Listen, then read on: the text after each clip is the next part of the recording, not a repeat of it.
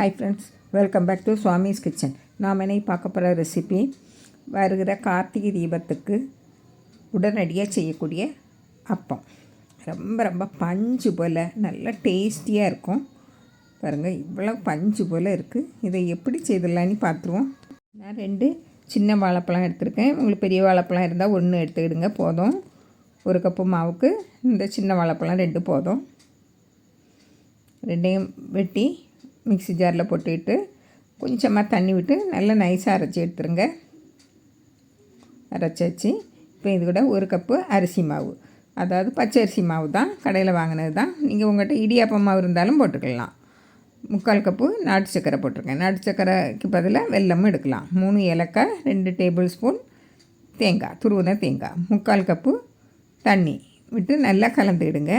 உங்களுக்கு அப்போ நாட்டு சக்கரை இல்லை அப்படின்னா வெல்லத்தில் ஒரு 1/2 கப்பு தண்ணி விட்டு நல்லா கரைச்சிட்டு அதுக்கப்புறம் ஆற வச்சு இதில் விட்டு அரைச்சி எடுங்க.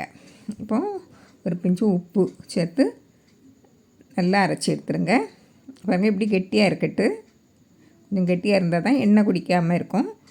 இப்போ இது ஒரு மிக்ஸிங் பவுலில் மாற்றிடுவோம். மிக்ஸி ஜாரை அலசி கொஞ்சமாக தண்ணி விட்டுருங்க. இப்போது 2 பிஞ்சு பேக்கிங் சோடா போட்டு நல்லா கலந்து விட்டுருங்க. உங்களுக்கு நீங்கள் உடனடியாக சுடணுன்னா பேக்கிங் சோடா போட்டு சுடுங்க. இல்லை அப்படின்னா ஒரு 2 மணிக்கூர் வச்சுக்கிட்டு நீங்கள் சுட்டி இலன்னா பேக்கிங் சோடா போட வேண்டாம். இப்போது அடுப்பில் கடாய் வச்சு 1 டேபிள் ஸ்பூன் நெய் விட்டுருங்க. நெய்யை விட்டு காய்ச்சதும் நம்ம ஒரு 2-3 டேபிள் ஸ்பூன் போல் தேங்காயை பொடியாக கட் பண்ணி போட்டுருங்க. பாருங்கள், இப்படி கட் பண்ணி போடுங்க. இது ஆப்ஷனல் தான். தேங்காய் போட விருப்பம் இல்லைன்னா வெறும் நெய்யை மட்டும் கொஞ்சமாக போட்டால் போதும். பாருங்கள், 1 டீஸ்பூன் நெய்யை விட்டு நீங்கள் அப்படியே போட்டுடலாம். தேங்காய் போட விருப்பம் இல்லைன்னா தேங்காய் போடுறதுனா இது நம்ம கடிக்கச்சுமையும் நல்லா டேஸ்ட்டாக இருக்கும்.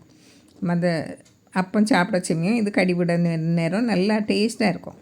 இப்போது அப்பச்சட்டியை வச்சு ஒவ்வொரு குழியிலையும் கொஞ்சம் கொஞ்சமாக எண்ணெய் விட்டுருங்க. பாருங்கள், எண்ணெய் நல்லா சூடாக இருக்குன்னா பார்க்கணும். ஒரு துளி விட்டு பாருங்கள், உடனே மேலே வரும். இப்போ நம்ம விட்டுடலாம். 3/4 பங்கு அளவுக்கு விடுங்க.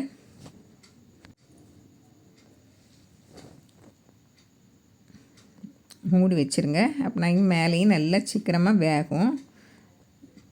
பாருங்கள், திருப்பி போடுங்க. ஒரு பக்கம் நல்லா வெந்த பிறகு திருப்பி போடுங்க.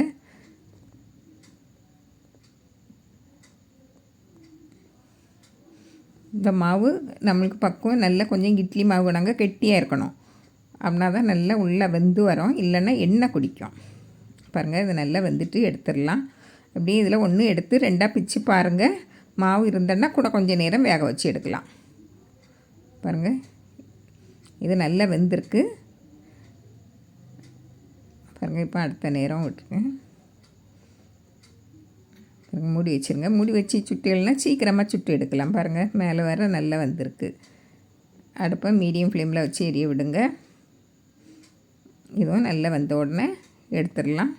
நல்லா வந்த உடனே தான் எடுக்கணும். பாருங்கள், இவ்வளோ பந்தாக இருக்குது. இல்லை பஞ்சு போல் நல்லா டேஸ்ட்டாக இருக்கும். நம்ம ஊற போட்டு அரைச்சி எடுக்கணும்னே இல்லை. நம்ம கடையில் வாங்கின மாவு இருந்தால் உடனடியாக நம்ம இதை சுட்டுடலாம்.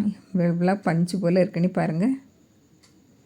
இந்த இடையிடையே தேங்காய் இருக்குது, ரொம்ப டேஸ்ட்டாக இருக்கும் கடிபடச்சுமையும்.